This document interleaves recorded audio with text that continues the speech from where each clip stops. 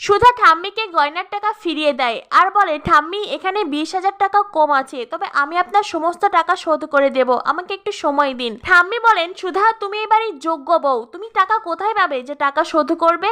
তবে তুমি যে তোমার বাপের বাড়ির লোকদের নাম না বলে তাকে শাস্তি দিয়েছো এবং এই টাকাটা ফিরিয়ে এনেছো, এই জন্য আমি খুব খুশি হয়েছি। সুধা বলে, ঠাম্মি আমি আপনাকে একটা কথা বলতে চাই। ঠাম্মি বলেন, হ্যাঁ বলো। সুধা বলে, ঠাম্মি আপনি তো একজন মেয়ে, আর মেয়ে হয়ে আপনি এই বাড়ির ব্যবসা সামলাচ্ছেন, তাহলে এই বাড়ির মেয়ে বউরা তারা কেন বাইরে যেতে পারবে না, তারা কেন চাকরি করতে পারবে না? তখনই ঠাম্মি সুধাকে বলে, এই প্রশ্নটা এর আগে আমাকে কেউ করার সাহস পায়নি। তুমি যখন তোমার সততা এবং সাহস দেখিয়েছো, তাহলে আমি তোমাকে বলি, আমি কিন্তু আগে থেকেই এমন ছিলাম না।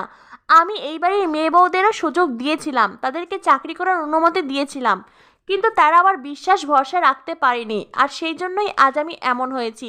আর তাছাড়া আমি অনেক কষ্ট করে এই ব্যবসাটা দাঁড় করিয়েছি, আমার টাকা পয়সার তো কোনো অভাব নেই, তাহলে এই বাড়ির মেয়ে বউরা তারা কেন এত কষ্ট করতে যাবে?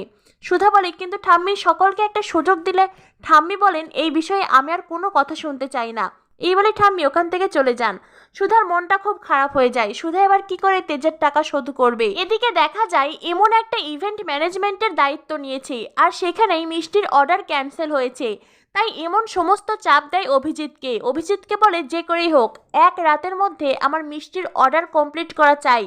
কিন্তু অভিজিৎ ভাবে, আমি এবার কি করব? তখনই সুধার কথা অভিজিতের মনে পড়ে। অভিজিৎ সুধাকে কল করে, আর এদিকে তেজ সুধাকে ফলো করে। তেজ লুকিয়ে লুকিয়ে জানালা দিয়ে দেখার চেষ্টা করে সুধা কার সঙ্গে কথা বলছে, আর সুধাও দুষ্টুমি করতে থাকে। একবার সুধা তেজকে উকিতে দেখে, তো একবার তেজ সুধাকে। সুধা অভিজিৎকে বলে, কিন্তু আমাকে তো ঠাম্মি কিছুতেই বাড়ির বাইরে যেতে দেবে না। তখনই ঝিনুক বলে, দিদি তুই তো সবসময় কাজ করতে চেয়েছিস, তবে আজ কেন না করছিস? সুধা বলে, তুই বুঝতে পারছিস না ঝিনুক, আমার এই বাড়ির বাইরে যাওয়ার অনুমতি নেই।